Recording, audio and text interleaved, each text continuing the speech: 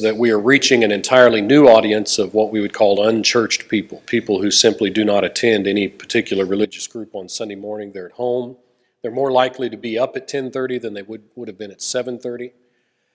So I'm convinced that even though we've changed audiences, we're really now more in a position to do what the program was originally designed to do, and that's to reach out to the outsiders. Our members benefited from it greatly and have moaned and groaned everywhere several of us travel that they're no longer able to get it. But we're convinced that we're now reaching a group of people that we simply would not have reached before. I've tried to keep up with what's happening along that line, and let me give you just a very brief summary of this past year in terms of our outreach. The Nielsen people take ratings every 3 months, every quarter. And at the end of the year, I asked the Channel 11 people to just pull out our time slot and tell us what we did in the 4 sweeps rating weeks. Oh, I just want to look at this myself. If you'd like to see it, though, Perry, I'll put it up higher.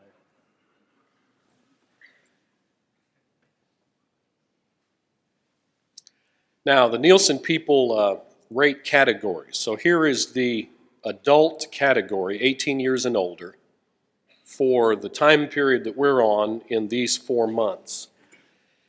There is no significance to the fact that there's a decline because every quarter is totally different and there are different factors that affect this. They told me specifically that in May and July, our program was being aired opposite the Texas Rangers report, and they claimed that affected our viewing audience. In November, we were up against Barry Switzer's Cowboy Report. But there can be different amounts of viewers any given week, and so this is just kind of an index. Now, what's fascinating to me about this is that on any given Sunday morning, we have anywhere from 10 to 30,000 people, and that is only our viewers in this immediate Metroplex area. The Nielsen people do not give us ratings for the outreach of Channel 11 beyond the Metroplex, and the Channel 11 signal is strong enough to go clear to the Red River of Oklahoma, way out into East Texas and far to our west and to a certain extent to the south.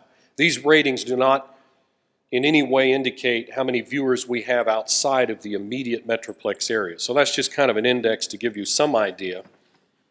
Keep in mind then that we are reaching in one 30-minute program, if we weren't reaching anyone else, we're reaching this many thousand people. I don't believe that there are this many Christians in the Metroplex. So we're reaching people that are not even affiliated with the Lord's church. Here is a summary of the mail activity. Now keep in mind that the drawback of taking any sort of an indication on this is that they tell us that of all the viewers that you have, only a very, very small percentage will actually write in. So this doesn't reflect how many people are watching, but simply how many took the time and trouble to sit down and write in. I went ahead and included 94 and 95 to give you some indication of how we're doing. What's amazing to me on this point is that even though we've completely changed time slots, we're still doing roughly the same amount of outreach. For example, we received 2,277 letters and in some cases phone calls.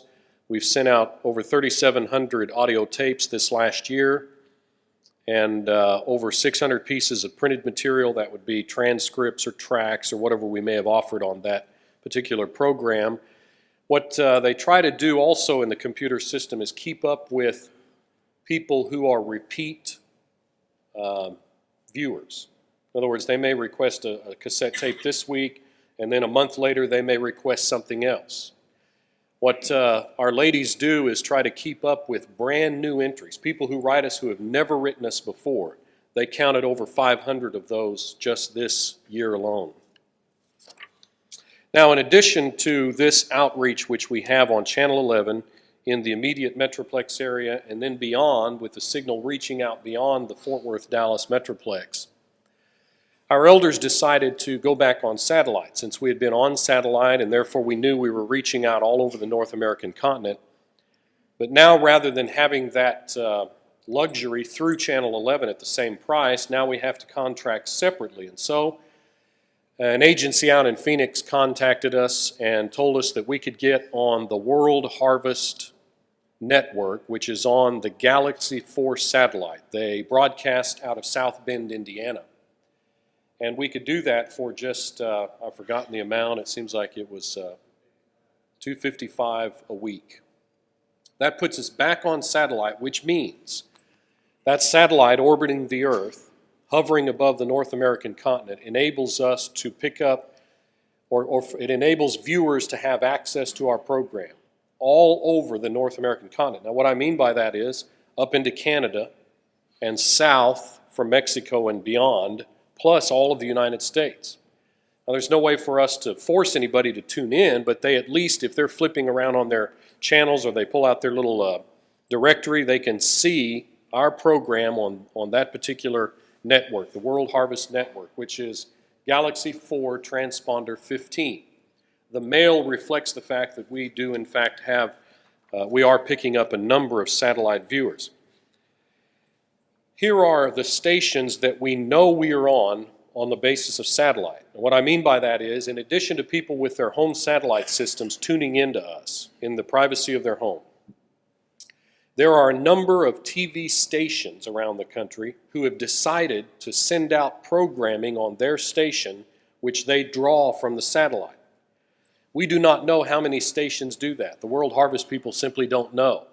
They have a long list of people who use their programming, but those stations are free to pick and choose what programming they want to use. On the other hand, they have another list of stations that they know for a fact use their programming 24 hours a day. So we know our program is being aired on those TV stations in those cities, separate and apart from the satellite reaching everybody else. Let me give you a listing very quickly of those 6 or 8 cities. San Jacinto, California at 8:30 a.m. on Sunday morning. Colorado Springs, Colorado, 9:30 a.m. on Sunday morning. Baton Rouge, Louisiana, 10:30 a.m. Sunday morning, TV 52. We are on Grand Rapids, Michigan at 10:30 a.m., Smithfield, North Carolina at 11:30 a.m., Windsor, North Carolina at 11:30 a.m., and we are on in Oklahoma City at 9:30 a.m. I'm going to go up to the OC Lectures next week, and I'm going to make a big poster and set out where everybody can see it that we are on Channel 69 in Oklahoma City at 9:30 a.m. Of course, there'd be a lot of members of the church that wouldn't be able to pick us up at that time. Those are stations that we know carry World Harvest Network programming and thus send our program out to the people that are in that city. In addition to these outlets, the program is also currently being aired in a number of cities where members of the church have contacted us and said, we want to put your program on in our city. We'll pay for it, we'll take care of it, you just send us the tapes, we'll go down to the station and get it on. The places where we know that is being done at the present time are Cookeville, Tennessee. Wish I had time to talk about that. Eddie Parker went to Cookeville and talked up the program. The elders there decided to put us on. They solicited support from all of that area of East Tennessee. And as you'll see in just a moment, the letters reflect that we are reaching towns all over East Tennessee because of that one station broadcasting and churches in that area supporting it. So Cookeville, Tennessee, we have a former preaching school student down in Tarpon Springs, Florida, which is Tampa, Florida, large city. And he has us on 3 different cable systems in that area. We are being aired out of Vernal, Utah to northeast Utah in that very heavily Mormon area. We are being aired out of Paris, Texas. And we also have an ex-student, a graduate of the school, who is up in Chillicothe, Texas, which is up toward the Panhandle, not far from Childress on your way up to Amarillo. And they are putting the program on in their area, so we know that we're reaching out through that area as well. All right, in my opinion, we can get some idea of what we are doing by looking at viewer mail. We can get an idea of the geographical area that's being reached. We can get an idea of the complexion of the audience in terms of their belief systems.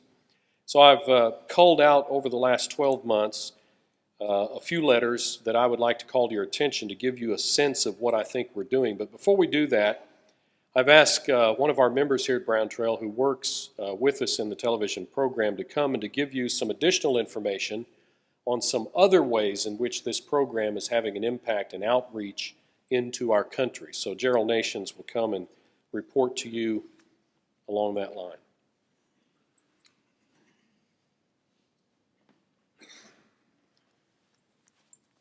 What I've been working with recently for the past about 8 or 9 months, I guess, Brown Trail has had a presence or a website or a home page, whatever you want to call it, on the internet.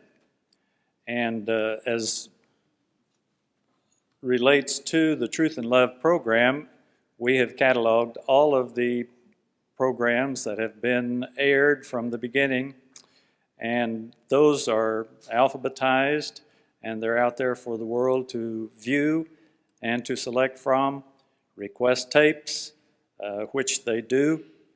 Any two of the audio tapes on a diskette, we will send those to them free of charge, and all they have to do is email us, and we'll send those to them. And the videotapes, we'll send 4 programs on any VHS videotape, but there's a little cost involved there, so there's $7 for any 4 programs, and we get a lot of requests for those. Just recently, we began getting inquiries from Europe. I got a request from Belfast, Northern Ireland just last week requesting some information on Calvinism. And I sent them a group of tapes that we had made in the past concerning Calvinism. I think our panel discussion yesterday would be a good tape to send them. They asked about videotapes. They said, are these tapes just for the U.S., or do you do this in the PAL language, P-A-L, which is the format that most of the rest of the world uses for video? Brother Tom Gardner tells me that he can produce tapes in this format, and he has some limited equipment. He does have a recorder that will develop these tapes. I understand that his monitor, you can't put it on the outside and tell that it's taping well. You can put it on the other side and see that's good data going in, but he hasn't had any problems with it. He sent several of them to, where did he send those to? Australia, down under. And they turned out well. Another item that we have on the internet is lectureship books. We have, from the beginning, we have 20 years of lectureship books out there, the theme and the editor, and then beneath that we have the full index of each speaker and his topic in each year. In addition, there are some of the full texts that are out there for people to either read online or they can download, print, and read at a separate time. Brother Clifford Barker has put together a catalog of all of these library tapes that the Truth and Love, and these are being sent around particularly to smaller congregations where they are limited in the amount of this type of teaching that they receive. And it's being very well received. These people appreciate being able to get this material, and it's being used. These tapes can be loaned to them. They use those and they send them back to us. There are some catalogs down here on the front that if anybody is interested in picking some of these up and making distribution or using them themselves to order these videotapes or these free audio tapes, you're welcome to them. Pick them up after the lecture. One other area that's being investigated as far as the internet is concerned is real audio. And the Concord Church in Brentwood, Tennessee is using real audio. They'll put a sermon out there, 30-minute or 15-minute or whatever, and you just click on that, whichever one you want, select the one you want, and sit there and listen to it on your PC as if you were playing your recorder. And I talked to those people, or I talked to them via email, and they said that this is being well received. They get a lot of positive response from this, and the elders have asked me to look into it as to what it's going to cost and how difficult it's going to be to put this program on. I believe that's all I have. I was interested in how many people here are involved in the internet. How many people here are on the internet, have access to it? Okay, it's growing, and I think there's some wonderful data out there. I've been really pleased with the amount of data that I see that Churches of Christ are producing and making available for us to use. Thank you, Gerald, very much. You know, many times we Christians are so slow to come around to making adjustments in terms of technology and the ability to reach out into the world evangelistically. But I believe a number of our brethren are jumping on this internet thing, and if you're like me, I still don't understand exactly what it is, but people can sit down in front of their computer anywhere in the world if they're on the internet, which I guess they get on by paying a $20 fee every month.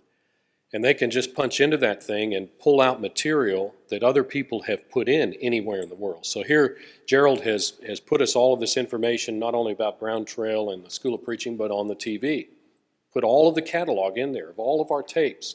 People anywhere in the world can tune into that, read it, see how to write us and get tapes. And so the potential and the possibilities is limitless for evangelism. It's just amazing how the outreach is just spreading. The catalogs that he referred to are right down here on the floor of the podium.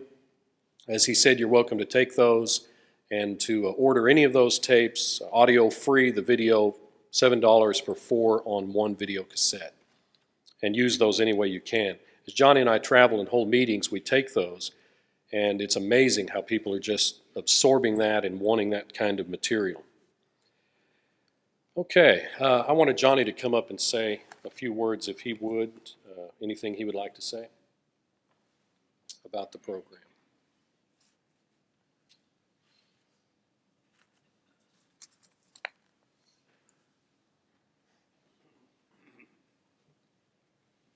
When I was 10 years old in Sherman, the radio station there called the grade school where I was attending and offered some free time for 6 or 8 of the students to come. And I can't remember all that was involved, but it excited all of us very much. When we got out to the station, for some reason, as I stood before that microphone, it just scared the life out of me. I thought it was going to bite me or something, but at that age, I could see the advantage of communicating beyond what we'd been able to do before. And then as I grew up a little bit and heard sports announcers like Bill Stern and guys like that on football games and baseball games like Red Barber, I was really fascinated by it.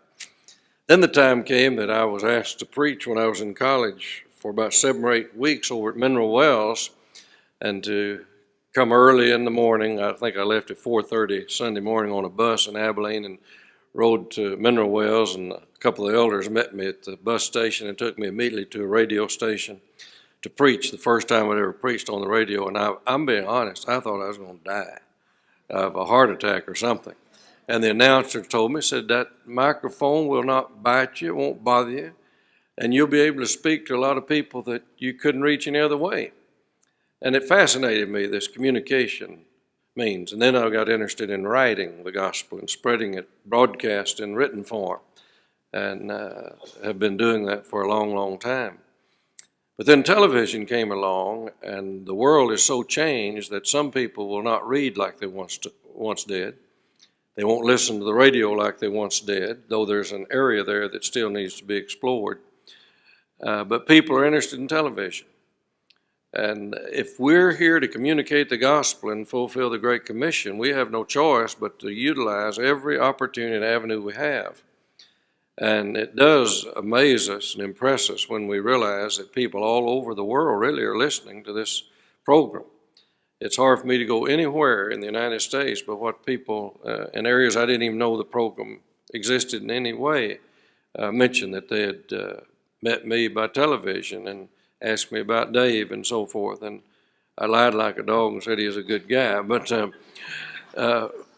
and brethren and friends like Eddie Parker that will go to areas and get it on the station, and different ones of our graduates like Walter Sladen down in Florida, and I'll be there with them in a meeting, and they always soon, 2 weeks, and they advertise in their announcements of the meeting about the television program. And there's so many retirees from other states in Florida that there's no telling how many hundreds of people who've never heard a gospel sermon, ever knew anything about the church of the Lord, are being introduced to it in this way. So it really is a very fascinating and interesting adventure. And now this expanded opportunity on the internet, and I know nothing at all about that. I'm the most unmechanical person you ever saw, but that Brother Barker and Brother Nations and others are doing to spread it even further gives us opportunities we don't want to let pass by. And when we can present a lesson in a studio that will then be broadcast and spread and spread and spread in so many different areas, we're living in a golden age of communicating the gospel and helping to fulfill the Great Commission. I still believe that it's going to be possible someday for one gospel preacher standing in one place to preach to the whole world at one time. And we ought to be prepared. We ought to take the various steps on the way to that ideal situation, and we're not far from it. And I think we'll be held accountable under the banner of the parable of the talents if we don't do the very, very best that we can. We owe a debt of gratitude to those who helped get the program started and to folk like you who kept it perpetuated all this time. And perhaps we're launching out into a new era that'll even be the greatest yet. And if brethren can spread it through these tapes, through the internet, in the original program that comes from here on satellite, and brethren in other places who buy the time and get the tapes and put it on, only eternity can tell how much good has been done. We're to sow the seed of the kingdom, and God will give the increase. 1 Corinthians 3, 1-7. So let's be sure we're doing our part. It may have been a real challenge when the program was placed at a different time where many of our brethren could not see it, because it has certainly shown the mettle of those who believe in what is being done. I started to say what we're doing, but the we part is unimportant. What is being done, whoever is doing it. And that is, if you're supporting something generously that you can't even see yourself, you must believe in it. And it has helped us to reach a lot of people. I recently have met a lot of doctors and nurses and personnel in doctors' offices and hospitals that I'd never met before, and it wasn't because I wanted to meet them. But every single time I've gone back to the doctor or to the hospital or to a nurse's office, somebody new will say, "I saw you on television the other day." And my usual rejoinder was, "I'm really pretty, aren't I?" And but seriously, doctors and nurses and people at the desks, and that's just a very small ratio of people that I've seen. No telling how much good we're doing and how much seed we're sowing that we're not aware of. So let's just keep on keeping on. And I admire Dave for doing all these things that he does behind the scenes and keeping up with all these matters. And appreciate the opportunity. I thank the elders in this congregation for backing this work, and very much do I thank those of you from other congregations, individuals, and congregations who've helped support the program and hold up the hands of the gospel being preached. You know, Paul said, "I'm debtor to preach it. I'm ready to preach it. I'm not ashamed to preach it." But when it comes to these communication means that cost money, we've got to have some other people who are ready and unashamed. So we thank God for you. Thank you very much, Johnny. Well said. And not bad for a man who has to carry his dandruff around in his hand. Well, I've got to tell you about that. Don't go by either one of his offices. See, one problem we have now is student that is so big. Don Simpson broke his leg hauling for him in a wheelbarrow. His offices were so best they had to give him another office. We're in the process of finding a third one for the overflow. And the flies still come in there to commit suicide. He's a very busy man. That's a pretty.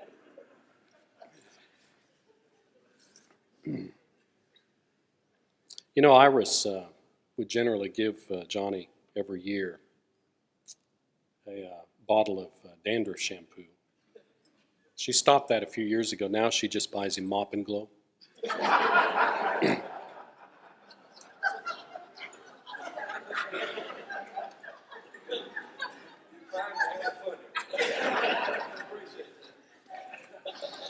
I want to expose you to just a few of the letters that we've received over this past year.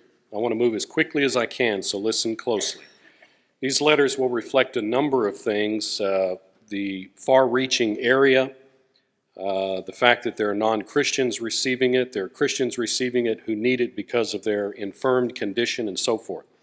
Here is a letter. You're welcome to look at any of these. These are all Xerox copies of letters. From Bowling Green, Kentucky, from Odessa, Texas, from Brownsboro, Texas. The girl says, the part I heard truly touched me. You see, I am a born-again Christian. However, I've strayed in today's hectic world. There are little indicators in a lot of these letters that we're dealing with people who are not members of the church. From Ennis, I seldom am able to go to Sunday school and never anymore to congregation, church, or otherwise. Yours is, to my mind, the best program on the TV, although I am a retired Baptist minister. Sioux Falls, South Dakota, Rocky Mount, North Carolina. Here was a letter off the email from Alamogordo, New Mexico. From Abilene, Texas, we received a letter that has a stamp across the front of it that says Taylor County Inmate Correspondence. And it was a female writing apparently from this as an inmate and asking us to send a cassette. No, it's a man asking us to send a cassette to his wife who lives down in Summerfield, Florida. How would we have ever gotten a tape to a woman in Florida? And yet, providentially, we go through a prisoner in Abilene. Here was a letter we received from a Matthias soldierer, Iglesia Pentecostal, Dominican Republic. Dear Mr. Ramsey, about 2 to 3 months ago, I watched you on Galaxy 4-12. I didn't get your address since last Sunday and remember now the channel. And he goes ahead and explains how now he's able to receive us. I'm not sure where the Dominican Republic it is, but that's not in the United States. From Waxahachie, this fellow begins it by saying, Pastor Dave Miller. I'm in Waxahachie. A few Sundays ago, as I was spinning my TV dial seeking soul food, I came across your telecast. That morning you were talking about the book of Revelation. Your opinion held my attention. A week ago you dealt with the problem, why do the righteous suffer? You gave the general reasons and supported them with select Bible verses. All other Sundays I've listened to your telecast, you've had Johnny Ramsey as your guest and have let him do all the teaching. Ramsey knows his Bible. As I listened to him Sunday after Sunday, he seemed to be reciting the Church of Christ doctrine and Bible verses entirely from memory, somewhat like a robot would. I'd rather listen to you. I just read it.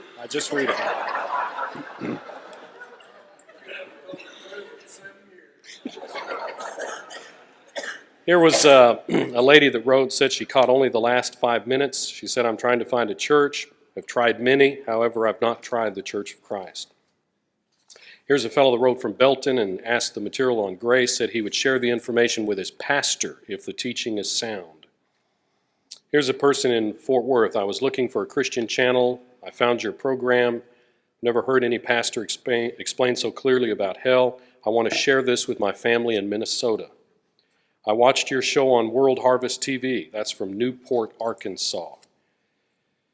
Inasmuch as I am a shut-in and not permitted to attend church services as I've been accustomed to for my entire life, I find great pleasure in your program. I'm amazed at how many people that are older who watch us who cannot attend services.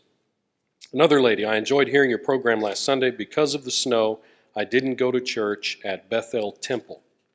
Here's a letter from Oregon, Illinois, Selma, North Carolina, and told us that he picked us up on TV channel 35 in Johnston County, North Carolina, so that has to be World Harvest satellite viewer.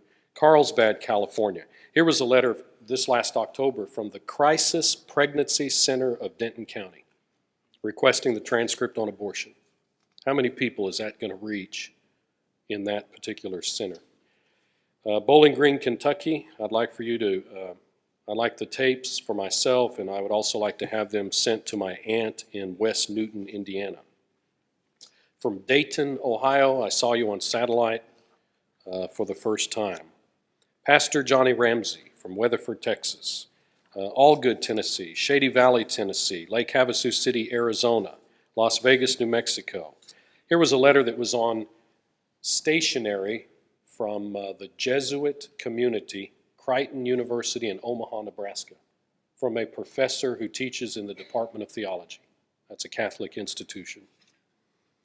Here was a letter from Parker, Texas, a doctor who says he's a college professor and wanted the scientific material proving that the earth is young that he can then use to teach his students. Bethel, Pennsylvania. Selma, North Carolina. From Dallas, I was unable to attend church because of the rain. I don't know what I would do if I couldn't have truth and love to keep my faith strong and working when church is not available. From Fort Worth, I really appreciate your program on Sunday mornings. I've not been in the Church of Christ, but I truly believe Christ is in your teachings. From Kaufman, Texas, I use your tapes and transcripts to teach my World Bible School students. I have recently converted a Muslim. Here was a letter that begins, Dear Pastor, and it's signed by a fellow whose name is Ngozi Unwuzurumba. So probably someone from Africa or somewhere that's in this area. Oklahoma City, Slayton, Texas, Oneida, Tennessee, Dunedin, Florida, Lubbock, Texas, Hugo, Oklahoma. Here was a lady that wrote and said, we're members of the church, but due to a head injury have had to stay at home with loving care from God, husband, and children. It's so nice to turn you on each Sunday. Eddyville, Kentucky. Here was a check that was made out for $10 to Reverend Miller, but they wouldn't let me cash it. I had to sign it and turn it back over to him. Franklin, Louisiana. Cookeville, Tennessee. Oklahoma City. Baxter, Tennessee. McKinney, Texas. This one said, I enjoyed the program by Johnny Miller. Monterey, Tennessee, McMinnville, Tennessee, Sparta, Tennessee, Excel, Alabama, Monroeville, Alabama. Here was a lady that wrote and told about her daughter that she's trying to assist and help her because she finds it hard to believe in God with all that's going on in the world today. And so she wanted a tape. She said, this is the first time I caught your program. The TV just happened to be on while I was in the kitchen. Oklahoma City again, Alabama. Almost finished. Hang with me here. I've been in the Church of Christ since I was 14 years old. I'm 92, was born in 1904. It's so sad to not be able to go to church each week. I do hear the truth and love every Sunday. Greensboro, North Carolina, Livingston, Tennessee. Listen to this fellow. I fell asleep about 10 a.m. one morning because I was not going to church anymore. I felt God had left me, and that's why my suffering has worsened. But I awoke to see this broadcast. Unlike me, I would sleep for hours, especially when off from work. Something made me turn the TV on. So he just explains how he turned it on, saw the program, and then requested that material. We've had members. I had one of our widow ladies tell me that she sleeps with her TV on, and we have some commercials that are now coming on different times during the 24-hour period. And she said she suddenly awoke and heard my voice. And I suggested to her that, she doesn't like nightmares, to keep that TV off whenever she's trying to sleep. Here's a person that wrote and asked where our church is located, so that's no doubt a non-member. Here was a fellow that wrote from Mesquite, and he signs his name Reverend. so-and-so. Jackson, South Carolina, Shelbyville, Tennessee, Mobile, Alabama. That's down on the coast, the Gulf Coast. Is this Johnny Ramsey the same Johnny Ramsey who was formerly a Baptist minister of the First Baptist Church? If so, has he become a Church of Christ minister? So I wrote him back and said, yep, that's the one. From DeSoto, my precious mother enjoyed the broadcast before we lost her, September. When she was not able to attend church many times in her last days, we saw that she could hear your program. Here's a lady that takes our tapes and sends them to the church in Port Gentil, Gaborone. They keep asking me for more of your tapes. Here's a lady that wrote from Mansfield, Texas, incarcerated with many other women, wanting material to nurture herself and all of those who were there as well.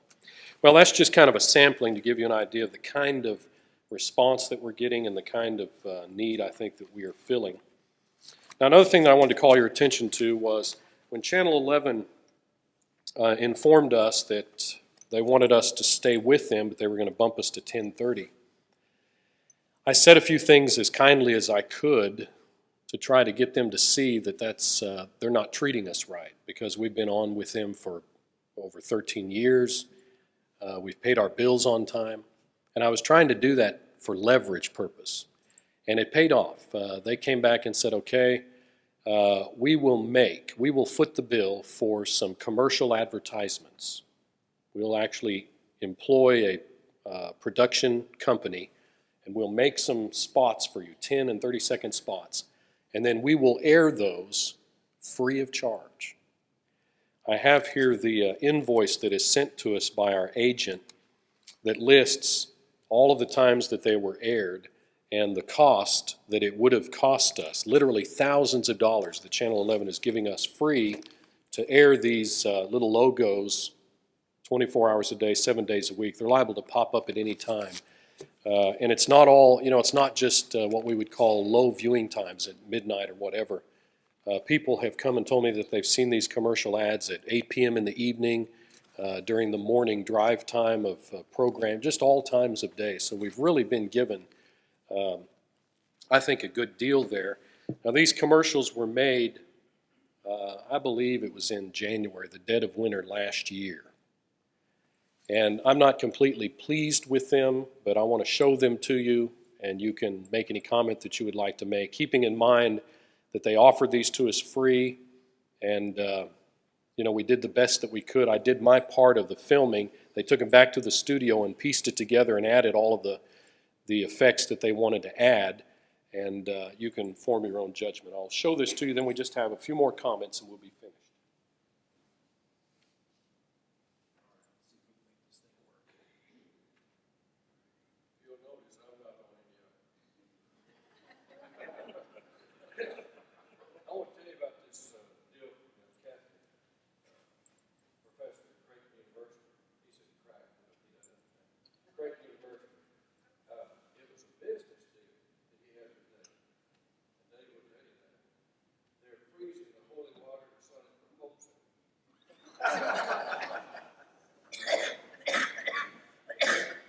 You'll enjoy this much.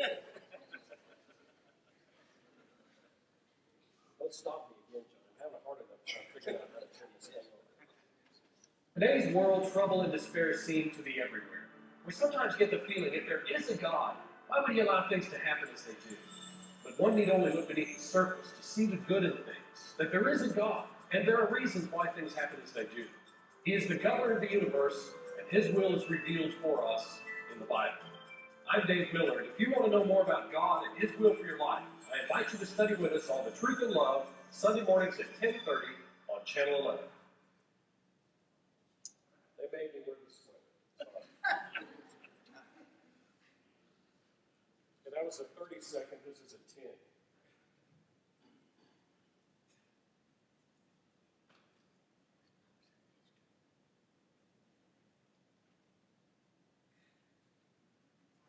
Look around you. You will see there is a God, and the Bible is his word. I invite you to study with us this Sunday morning at 10:30 a.m. on Channel 11, The Truth and Love. I'm curious if any of you seen any of these. How many of you have seen these? Oh, really? Okay, let me show you one other. this was kind of a shot in the dark for me. I wasn't sure what I was getting into, and I did my best to help them to understand some of our beliefs about what is acceptable and what isn't. So there's some things about this that I would like to have a background sound and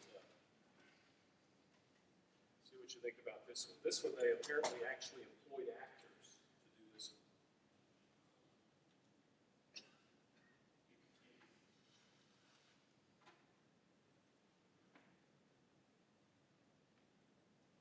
Every day my head says to do this, but my heart says, think about it.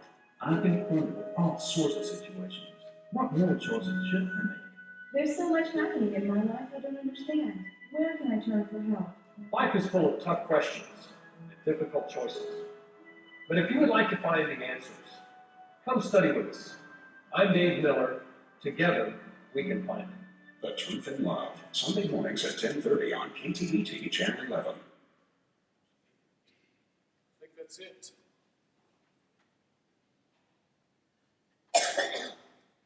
I would appreciate, we won't do it now, but I appreciate any input that you want to give on these immediately after we meet. Now, one of our elders, Bobby Watts, would like to say a few things as we close out our program today. I appreciate you being here.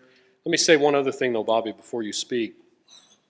2 years ago, we began a financial decline. I sat down and looked at the last 2 years, 95 and 96. And our monthly financial statement shows a very gradual but steady decline in funding. I've tried to look at all of the variables to account for this. I thought maybe it had to do with the time change, but it does not. The decline started 6 months before that.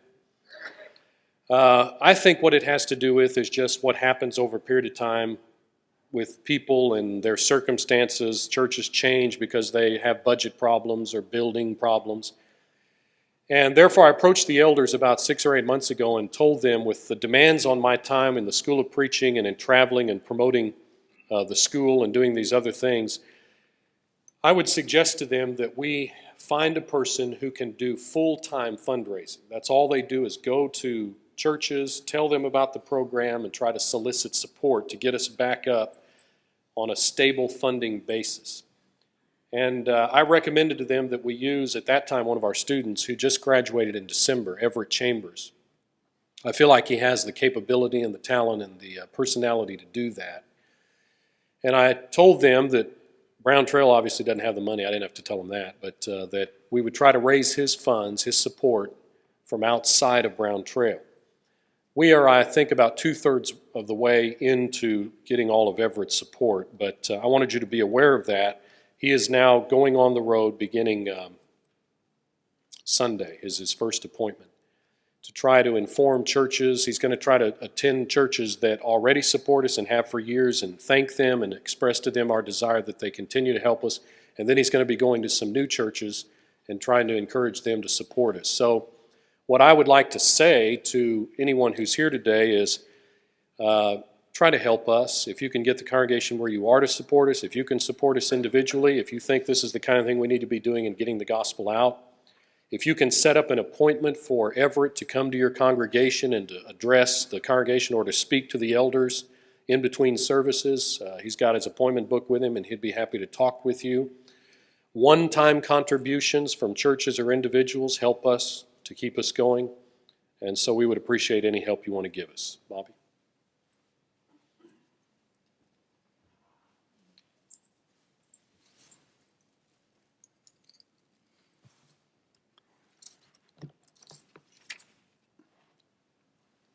You've heard the report concerning the truth in love, and isn't it great that the gospel is going to so many places, to so many people that have never heard it before?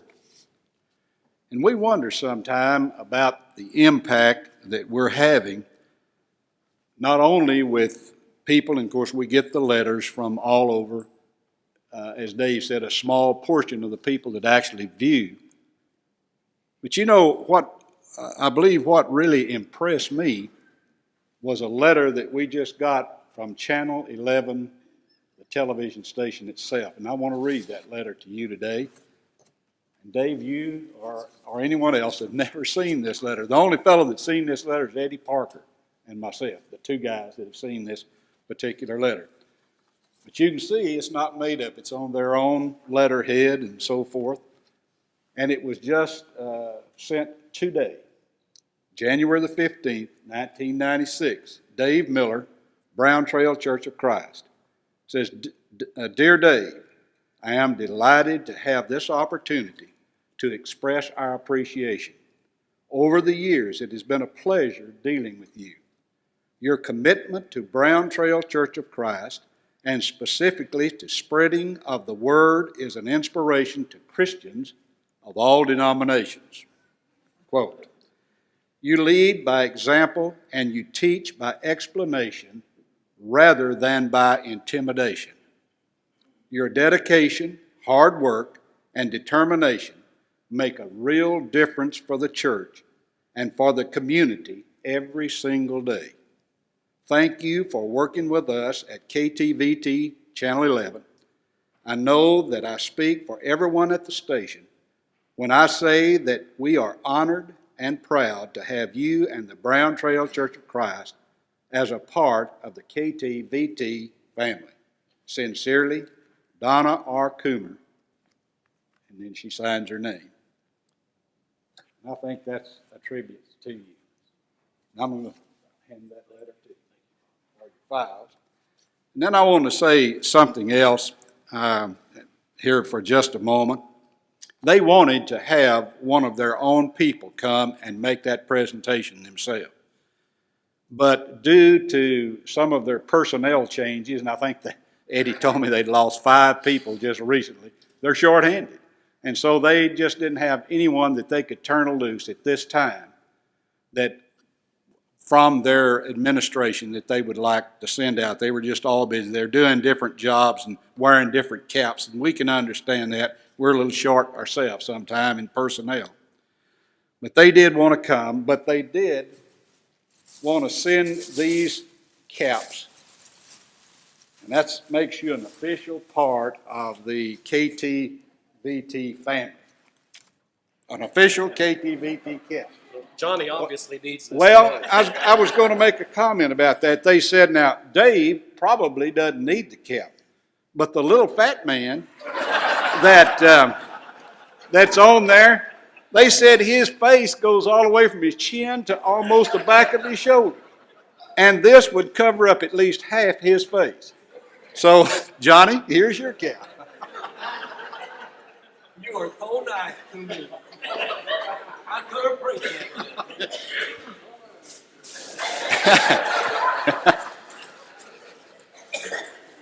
One other thing I wanted to tell in all seriousness. You know, Johnny made the comment a while ago that he never went anywhere hardly that he didn't meet up with someone that had seen him on television. And I can attest to that. A couple of years ago, Johnny and I went to a playoff football game at Texas Stadium. And, of course, as usual, you know, here I was, dressed, suave, sophisticated looking, and here he comes. Floppy old hat pulled down over his ears, and his trench coat up like this, you know. Well, I noticed when we sat down, we sat on the Temple side. It was Temple in Louisville. We sat on the Temple side, and I noticed this lady every once in a while would cut her eyes around, and she'd look. And I thought, well, I don't know that lady. Well, it became halftime, and of course we went outside and came back in. And when this lady just kept staring, and in a minute she said, "Aren't you Johnny Ramsey?" And he said, "Yes, ma'am, I am." And she, of course, introduced herself, and she was a secretary at Paul at one of the Killeen churches. Said, "You held a meeting down for us," and said, "I see you every Sunday morning." And then come to find out, we were sitting in a whole crowd of members of the church, and they all turned, "Oh, Johnny Ramsey, yeah, I see you every morning." So you see, Johnny said, you know, as good as I am, I can't get away from people. I really have to be good. That's what he said, because somebody always recognizes me. Gerald wanted me to read this. He forgot to read this when he was up a few moments ago, and it's called A Bag of Tools. It says, "Isn't it strange that princes and kings and clowns that caper in sawdust rings and common people like you and me are builders for eternity? Each is given a bag of tools, a shapeless mass, a book of rules. And each must make ere life is flown, a stumbling block or a stepping stone. And that's by R.L. Sharp. Thank you very much. Thank you, Bobby, very much.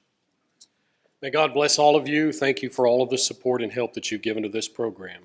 And please pray for us and do all you can to promote it and encourage it in the future. I believe we've cut into our lecture time, have we not, Maxie, at 1:50? Okay. Well, then let me say one other thing.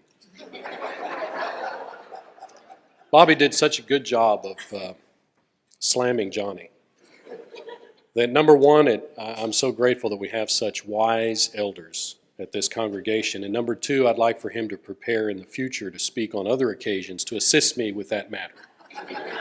Thank you for being here today. You're dismissed.